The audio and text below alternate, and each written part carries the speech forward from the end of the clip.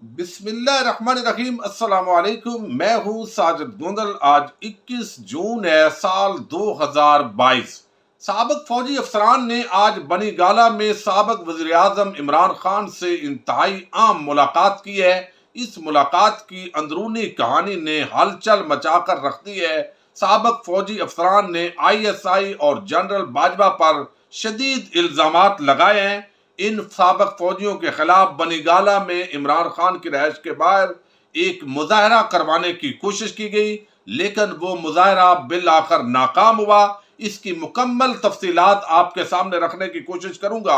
لیکن امپورٹڈ حکومت کے اندر ایک بڑی پھوٹ پڑ گئی ہے اور اس وقت یہ کمپنی خطرے میں پڑ گئی ہے۔ اسی سے ہم ویڈیو کا آغاز کریں گے اور امید کروں گا کہ آپ سماعت کرنے کے بعد ہمیشہ کی طرح اپنے قیمتی فیڈ بیک سے ضرور آگاہ کریں گے۔ ایک طرف آپ کو علم ہے کہ امپورٹڈ حکومت کے جو آنے کا ایجنڈا تھا وہ اپنے کیسز کو معاف کروانا تھا، لیکن اب جو مہنگائی کا طوفان ہے اور عوام کے سامنے اس حکومت کے نمائندے جانے کی پوزیشن میں نہیں ہے، کوئی جسٹیفیکیشن نہیں ہے سوائے اس کے کہ ہمارے ساتھ جو ہے وہ PTI نے بڑا ظلم کیا، اس نے زبردستی ہمیں اقتدار پر بٹھایا اور آگے بارودی سرنگیں جو ہے وہ بچھا دی۔ آج جب شہباز شریف نے آج کیوں جو ہے وہ خود بریفنگ دی ہے، پوزیشن یہ ہے کہ اتحادی شہباز شریف کے ساتھ کھڑے ہونے کے لیے تیار نہیں ہے، اور یہ طارق عزیز صاحب ہیں، روزنامہ دنیا کے رپورٹر ہیں، مسلم لیگ نون کی بیٹ کور کرتے ہیں، انہوں نے آج پوری کہانی کھل کر سامنے رکھ دی ہے۔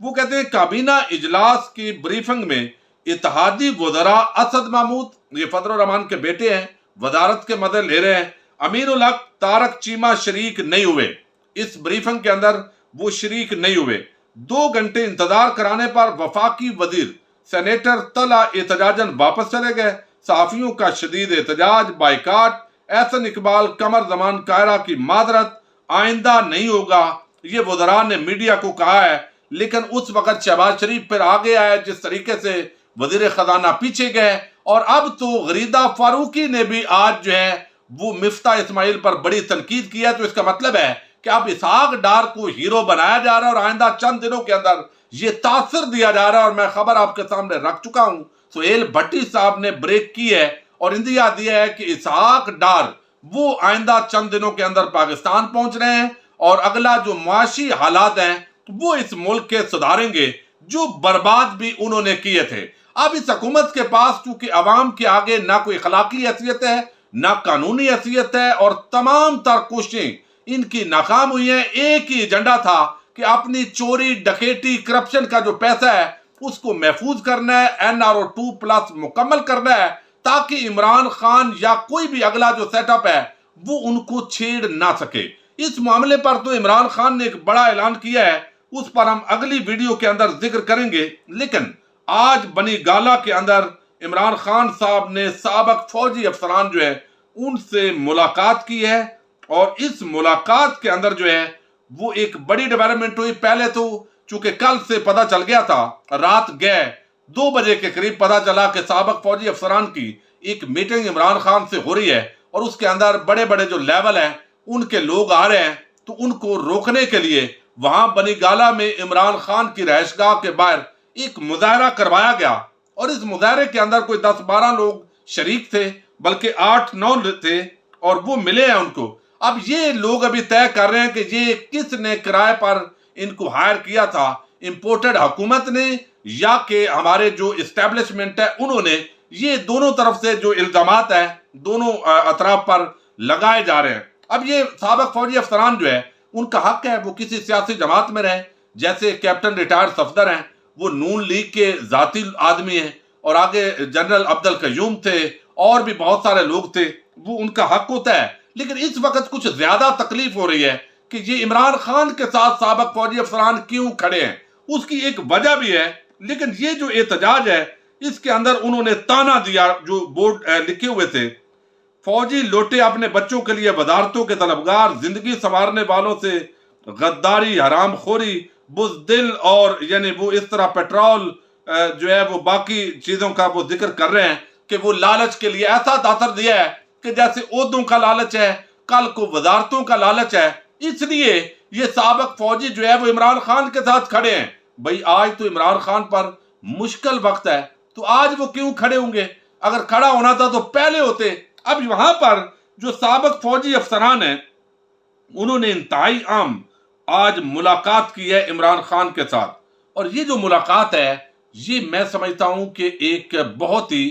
بڑا پیغام دیا گیا ہے۔ اس کی بنیادی وجہ یہ ہے کہ وہاں پر اندیا دیا گیا ہے کہ ان کو روکنے کی کوشش کی گئی ہے۔ مختلف سابق فوجی افسران کو کہا گیا ہے کہ آپ اس طرح کی میٹنگ میں نہ جائیں۔ یہ تاثر دیا گیا ہے کہ عمران خان جو ہے وہ چونکہ فوج کے خلاف مہم چلا رہا ہے اور آپ کا ایک ادارہ ہے یہ بدنام ہو رہا ہے اس کی وجہ سے، لیکن اس کے باوجود وہ لوگ وہاں پر پہنچے ہیں، اور پھر جو انہوں نے بتایا ہے اور اندرونی طور پر جو ڈسکس ہوا ہے وہ ظاہر ہے عمران خان نے اپنا ایجنڈا جو ہے وہ تفصیل کے ساتھ ان کے سامنے رکھا ہے۔ پھر انہوں نے بتایا ہے کہ جو فوج ہے وہ پاکستان کی فوج ہے، وہ ہمارے ماتھے کا جھومر ہے، وہ ہمارا عزت اور وقار ہے۔ فوج ہے تو ملک کی بقا ہے، اس کے اندر کوئی شک نہیں ہے۔ لیکن ایک آپریشن رجیم چینج ہوا اور پھر قومی چور ڈاکو لٹیرے وہ اس قوم پر مسلط کر دیے گئے، اور اگر یہ اب کامیاب رہتا ہے اور انہوں نے چونکہ ڈکیٹی کرنی تھی اس کو محفوظ کرنا تھا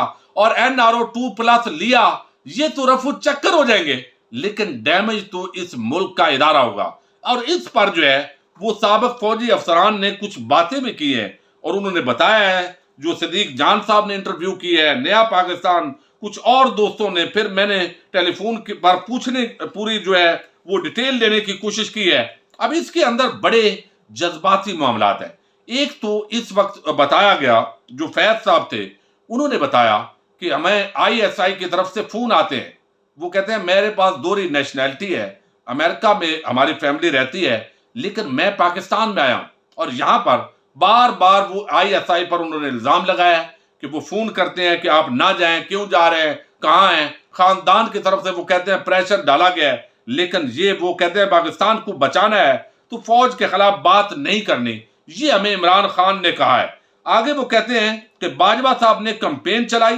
4 سال وہ چور ہے، یہ چور کا ورد کیا گیا، نواز شریف، زرداری اور تمام مافیا کے حوالے سے وہ کہتے ہیں باجوہ صاحب اور اس طرح کے جو لوگ ہیں وہ بتاتے رہے کہ یہ چور ہیں، ڈاکو ہیں، لیکن اب ہم حیران ہو گئے کہ انہیں چوروں اور ڈاکوؤں کو ہمارے اوپر مسلط کر دیا گیا ہے۔ اور یہ وہ کہتے ہیں کہ جب ادارہ کہہ رہا ہے تو ہم پہلے مان رہے تھے، اور اب ان چوروں کو 1-2 بندوں نے پکڑ کر اوپر بٹھا دیا ہے، ہمیں رات کو نیند نہیں آتی۔ اچھی حکومت چل رہی تھی، پاسپورٹ کو عزت تھی، پاکستان کا امیج اچھا ہو رہا تھا، اور GDP گروتھ اچھی تھی، ٹیکس کلیکشن اچھی تھی، ایکسپورٹ کے اندر اضافہ ہو رہا تھا، لیکن ہمیں نہیں پتا کہ راتوں رات چند بندوں نے مل کر یہ کیا گیم ڈالی ہے پاکستان کے اندر۔ یہ بات کی گئی، اور پھر انہوں نے کہا کہ یہ ایکسٹینشن جو ہے اس کا چکر ختم ہونا چاہیے، سینیارٹی کی بنیاد پر چیف آف آرمی سٹاف ہو، تاکہ ایک دوسرے کی جو ٹانگیں کھینچنے کا کام ہے، جیسے ابھی جنرل فیض حمید کی ٹانگیں کھینچنے کے حوالے سے تاثر ہے، تو اس طرح کا تاثر نہ بنے۔ پھر انہوں نے بتایا ہے کہ جو یہاں پر جو ہے وہ ساری چیزوں کا خیال ہمیں رکھنا چاہیے، اور یہ چیزیں مزید کہا گیا کہ ISI کا کبھی ایک بندہ فون کرتا ہے، کبھی دوسرا۔ میں نے جرم کیا کیا ہے؟ ہم خان صاحب کے ساتھ ہیں، اس وقت بھی ساتھ ہیں، مر کر بھی ساتھ ہوں گے، ہم جان قربان کر دیں گے، یہ پیغام ہمیں مت بھیجیں۔ میرا خاندان جو ہے وہ کہتے ہیں یہ ساری چیز جو ہے انہوں نے بات کی ہے۔ پھر کہا گیا ہے یہاں پر جو ہے اس پورے معاملے کے اندر بریگیڈیئر ریٹائر مشتاق صاحب جو ہیں اور چند لوگوں نے بات کی ہے، انہوں نے کہا کہ قوم کی عزت اور وقار جو ہے یہ ہمارا رینک ہے، اور جو ہمیں کہا جاتا ہے نون لیگ اور پیپلز پارٹی والوں کی طرف سے کہ یہ بریگیڈیئر جنرل یہ ساتھ سے ہٹا دیں، تو انہوں نے کہا یہ رینک ہمارا عزت اور وقار ہے، ہم نے محنت کی ہے اور ہم یہاں پر پہنچے ہیں، اللہ کا فضل ہے، اور یہ قبر کے اندر بھی ہمارے ساتھ جائے گا، ہم سے کوئی چھین نہیں سکتا، اور ہم جو ہے وہ پاکستان کی جنگ ہے اور پاکستان میں انقلاب آ رہا ہے، اور عمران خان کو ہم نے پہلے سے زیادہ انرجیٹک، خود اعتمادی والا ایک نوجوان کرکٹر، اور اس طرح ان کا جو جذبہ جوان ہے وہ پایا ہے۔ اور پھر جس طرح یہاں پر چوروں کو وہ کہتے ہیں یہاں مسلط کر دیا گیا ہے، تو یہ مسلط کرنے پر ہمیں ریزرویشنز ہیں، لہذا ہم سابق فوجی افسران جو ہے ان کی ایک بڑی تعداد جو ہے اس وقت عمران خان کے ساتھ کھڑی ہے۔ تو یہ جو اتنا بڑا ایک میسج کہ جس کے ذریعے میں سمجھتا ہوں کہ انہوں نے جو فوجی قیادت ہے اس پر بھی تنقید کی ہے، الٹیمیٹلی اس کا جو پریشر ہے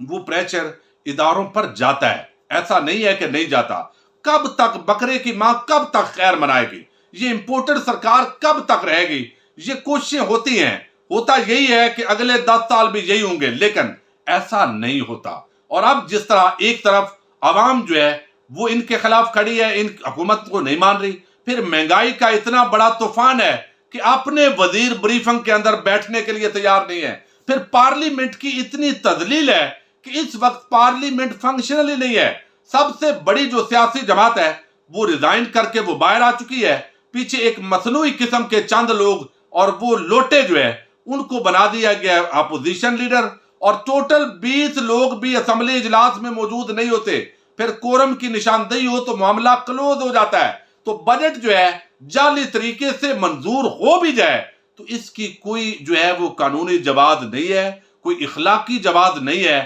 تو لگتا یہ ہے کہ یہ کمپنی چلنی نہیں ہے۔ پھر یہاں پر گورنر خیبر پختونخوا اس کے نام پر ابھی پھڈا پڑا ہوا ہے، اے این پی کو یہ دے رہے ہیں، فضل الرحمان نہیں مان رہے، اور یہ ایک ناراضگی وہاں بھی چل رہی ہے۔ اور اب اپنے ان کے وظیفہ خور اور وہ ٹکڑوں پر پلنے والے ذاتی ملازم جو صحافی ہیں، 2 ٹکوں پر بکنے والے جو چند چینلز ہیں، ان پر جو اینکری کرنے والے چند لوگ ہیں، وہ بھی اب کہنا شروع ہو گئے ہیں کہ معاملات خرابی کی طرف بڑھ رہے ہیں۔ تو انشاءاللہ اللہ تعالیٰ پاکستانی قوم کو فتح دے گا، اور امپورٹڈ حکومت کا یہ پوری جو معاملہ ہے یہ جتنا بھی کریں گے، ابھی آئی ایم ایف کی قسط جو ہی اوپن ہوگی ریلیز ہوگی تو یہ بھنگڑے ڈالیں گے، لیکن مہنگائی کم نہیں ہوگی، اور عوام کا جینا جو دوبر کیا ہے عوام ان سے ضرور جمہوری اصولوں کے مطابق انشاءاللہ جو ہے وہ لیں گے، انتقام لیں گے۔ اور سابق فوجی افسران کا یہ جو رد عمل ہے یہ انتہائی حیران کن ہے، ان کو روکنے کے باوجود بھی ان کا نہ رکنا۔ اب دیکھیے نا، پہلے ایک بات ہوتی تھی کہ کبھی بھی ادارے کے خلاف، تو ظاہر ہے آج بھی وہ نہیں ہے، لیکن اپنے جو عام لوگ ہیں ان کے خلاف سابق فوجی نہیں جا سکتا، یہ بات ہم سنتے آئے تھے، لیکن اس وقت غلط ہو گئی ہے، چونکہ ان کا بھی یہ ایک پرسیپشن ہے کہ پاکستان کو لٹیروں کے حوالے کر دیا گیا ہے، اور یہ آپریشن رجیم چینج ایک بہت بڑی سازش کے ذریعے یہ سارا معاملہ ہوا ہے۔ اب اس کے اندر جنرل باجوہ پر انگلیاں اٹھ رہی ہیں، D G I S I پر اٹھ رہی ہیں، تو یقیناً جو ہے یہ معاملات کتنی دیر تک ہینڈل کیے جا سکتے ہیں، کتنے لوگوں کو گرفتار کیا جا سکتا ہے، کتنے لوگوں کو حبس بے جا میں رکھا جا سکتا ہے، تو وہ ادارے ہیں، یقیناً پازیٹیو تنقید ان تک پہنچ رہی ہے۔ عوامی رد عمل کے خلاف کوئی بھی فوج وہ کھڑی نہیں ہوتی، اسے عوام کے سہارے کی ضرورت ہوتی ہے، اور امید ہے کہ یہ آنے والے چند ہفتوں کے اندر معاملات جو ہے وہ اگلے انتخابات کی طرف بڑھتے ہوئے دکھائی دیتے ہیں۔ اللہ آپ کا حامی و ناصر ہو۔ السلام علیکم۔